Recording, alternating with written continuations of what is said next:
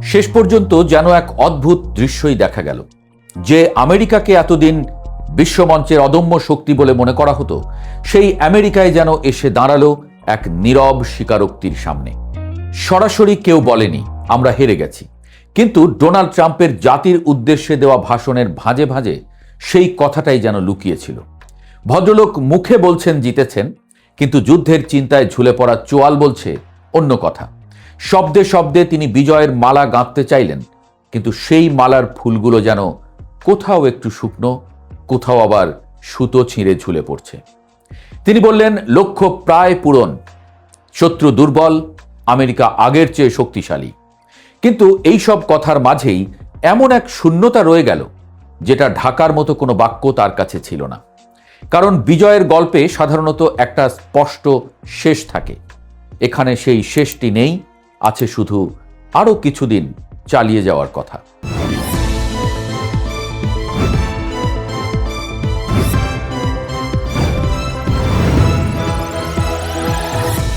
দেখলে মনে হয় তিনি যেন এক ছাত্র, পরীক্ষার খাতা জমা দিয়ে বাইরে এসে বলছেন খুব ভালো হয়েছে পরীক্ষা, অথচ নিজের মনেই জানে কিছু প্রশ্ন ফাঁকা রয়ে গেছে। এই ভাষণের ভেতর দিয়ে আসলে যে সত্যটা ধরা পড়ে তা হলো আমেরিকা যুদ্ধটা জেতেনি, আবার সহজে হার মেনেও নেয়নি, বরং এমন এক অবস্থায় এসে দাঁড়িয়েছে যেখানে পিছু হটা ছাড়া আর কোনো সম্মানজনক পথ চোখে পড়ছে না। আর সেই পিছু হটার কথাটাকে ঢাকতেই এত শব্দ, এত ঘোষণা, এত আত্মবিশ্বাসের অভিনয়। সব মিলিয়ে ট্রাম্পের এই ভাষণটা এক অদ্ভুত কাব্য, যেখানে শব্দগুলো বিজয়ের, কিন্তু অর্থটা পরাজয়ের দিকে ঝুঁকে আছে। রাজনীতি বড় বিচিত্র বস্তু। এখানে কখনো কখনো যুদ্ধক্ষেত্রে কি ঘটছে তার চেয়ে বেশি গুরুত্বপূর্ণ হয়ে ওঠে কে কিভাবে গল্পটা বলছে। আর সেই গল্প বলার শিল্পে নিঃসন্দেহে একজন সিদ্ধহস্ত কারিগর ডোনাল্ড ট্রাম্প।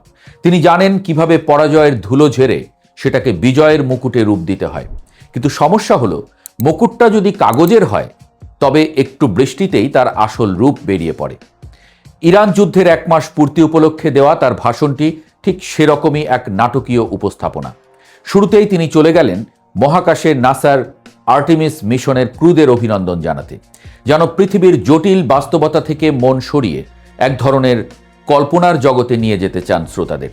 কিন্তু সমস্যা হলো, আমেরিকান জনগণ তখন চাঁদের দিকে তাকিয়ে নেই, তারা তাকিয়ে আছে গ্যাস স্টেশনের দিকে যেখানে দাম বাড়ছে, আর তাকিয়ে আছে পারস্য উপসাগরের দিকে যেখানে যুদ্ধের আগুন থামার কোনো লক্ষণ নেই। ভাষণের দ্বিতীয় পর্বেই তিনি যেন এক নিঃশ্বাসে ইরানকে শেষ করে ফেললেন। তার দাবি ইরানের নৌবাহিনী নেই, বিমান বাহিনী ধ্বংস, নেতারা মৃত, ক্ষেপণাস্ত্র সক্ষমতা ভেঙে পড়েছে। শুনতে মনে হয় যেন যুদ্ধ শেষ, এখন শুধু বিজয় মিছিল বাকি। কিন্তু বাস্তবতা একটু অন্যরকম, কারণ একই সময়ে হরমুজ প্রণালী কার্যত অচল হয়ে আছে। আমেরিকার জাহাজ চলাচল বন্ধ, আর বিশ্ববাজারে তেলের দাম হুহু করে বাড়ছে। যুদ্ধ যদি সত্যিই শেষের পথে থাকে, তাহলে বাজার কেন ভয় পাচ্ছে? এখানেই আসল দ্বন্দ্ব। ভাষণে এক ছবি, বাস্তবে আর এক। ট্রাম্প বললেন আমেরিকা জিতছে আগের যে কোনো সময়ের চেয়ে বড়ভাবে, কিন্তু পরিস্থিতি বলছে ভিন্ন কথা। কারণ যুদ্ধক্ষেত্রে এখনো প্রতিদিনই পাল্টাপাল্টি হামলা চলছে। ইসরায়েল এখনো ইরানের ড্রোন ও ক্ষেপণাস্ত্রের মুখে, আর ইরানও প্রতিদিন ইসরায়েলের আক্রমণের শিকার হচ্ছে। তাহলে প্রশ্নটা স্বাভাবিক, যদি সব শেষ হয় তাহলে যুদ্ধ চলছে কেন? এই ভাষণের সবচেয়ে বড় বৈশিষ্ট্য হলো, যা বলা হয়েছে তার চেয়েও বেশি গুরুত্বপূর্ণ যা বলা হয়নি। ট্রাম্প দীর্ঘ 19 মিনিট কথা বললেন, কিন্তু তিনি একবারও স্পষ্ট করে বললেন না এই যুদ্ধের শেষ কোথায়, বিজয়ের সংজ্ঞাটা কি। রাজনীতিতে অনেক সময় লক্ষ্য নির্ধারণটাই সবচেয়ে গুরুত্বপূর্ণ, কিন্তু এখানে সেই লক্ষ্যটাই কুয়াশার মধ্যে ঢাকা।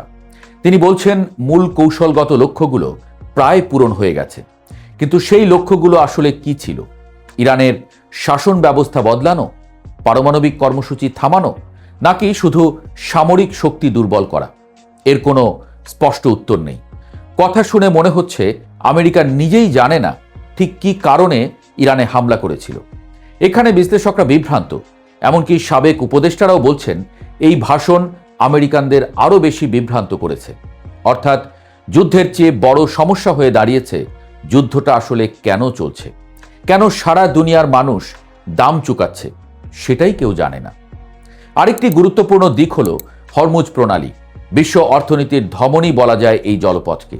কিন্তু ট্রাম্প এই বিষয়ে কোনো স্পষ্ট রোডম্যাপ দেননি, বরং তিনি এক অদ্ভুত অবস্থান নিয়েছেন। একদিকে ইরানকে চাপ দিচ্ছেন প্রণালী খুলতে, অন্যদিকে মিত্র দেশগুলোকে বলছেন তোমরা গিয়ে দখল করো। এটা অনেকটা সেই পাবলিক বিশ্ববিদ্যালয়ের শিক্ষকের মতো, যিনি নিজে ক্লাস নেবেন না, কিন্তু ছাত্রদের বলবেন তোমরাই পড়াশোনা করে পরীক্ষা দাও। এখানে স্পষ্ট হয়ে ওঠে আমেরিকা নিজেই সেই সংকট থেকে বের হওয়ার পথ খুঁজে পাচ্ছে না। ট্রাম্প আবার দাবি করলেন আমেরিকার বিদেশি তেলের দরকার নেই। তিনি বললেন যুক্তরাষ্ট্র বিশ্বের 1 নম্বর তেল ও গ্যাস উৎপাদক। কিন্তু বাস্তবতা হলো বৈশ্বিক বাজার একে অপরের সঙ্গে এতটাই জড়িত যে হরমুজ বন্ধ হলে আমেরিকা চাইলেও সম্পূর্ণ বিচ্ছিন্ন থাকতে পারে না। তেলের দাম বাড়লে তার প্রভাব আমেরিকার ভেতরেও পড়ে। পেট্রোলের দাম বাড়ে, ভোটার অসন্তুষ্ট হয়, আর সেই অসন্তুষ্টি গিয়ে পড়ে নির্বাচনের বাক্সে। এই প্রেক্ষাপটে ট্রাম্পের ভাষণের আরেকটি দিক খুব গুরুত্বপূর্ণ। তিনি এই যুদ্ধকে ভবিষ্যতের জন্য বিনিয়োগ বলে আখ্যা দিয়েছেন। ইতিহাসে এই বাক্য নতুন না। ইরাক যুদ্ধের সময়ও একই কথা বলা হয়েছিল, আফগানিস্তান যুদ্ধের সময়ও। কিন্তু সময় প্রমাণ করেছে সব বিনিয়োগ লাভ দেয় না, কিছু বিনিয়োগ ক্ষতির খাতায় চলে যায়। আর এখন প্রশ্ন উঠেছে এই যুদ্ধ কোন খাতায় যাবে। ভাষণের আরেকটি সূক্ষ্ম দিক হলো তার সময়সীমা নির্ধারণ। তিনি বলছেন আরও 2 থেকে 3 সপ্তাহ, কিন্তু এই সময়সীমা বাস্তবে কতটা কার্যকর? বেনিয়ামিন নেতানিয়াহু কি সেই সময়সীমা মানবেন? ইরান কি সেই অনুযায়ী থামবে? এখানে আবার সেই পুরনো সমস্যা, একটি যুদ্ধ কিন্তু একাধিক পক্ষ এবং প্রত্যেকের লক্ষ্য আলাদা আলাদা। ট্রাম্প তার ভাষণে কাশেম সোলাইমানির প্রসঙ্গ টেনে আনলেন, যেন অতীতের একটি সফল অভিযানকে সামনে এনে বর্তমানের ব্যর্থতাকে ঢাকার চেষ্টা। কিন্তু ইতিহাসের পুরনো অধ্যায় দিয়ে নতুন সমস্যার সমাধান হয় না। সবচেয়ে গুরুত্বপূর্ণ প্রশ্নটি আসে স্থলবাহিনী নিয়ে। হাজার হাজার মার্কিন সেনা এই অঞ্চলে জড়ো হচ্ছে, কিন্তু তাদের ভূমিকা কি? আক্রমণ, প্রতিরক্ষা, নাকি শুধু চাপ সৃষ্টি?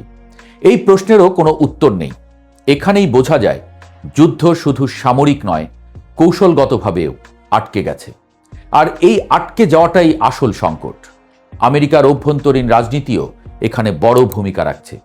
জনমত এই যুদ্ধের পক্ষে নেই। পেট্রোলের দাম বাড়ছে আর সামনে নির্বাচন।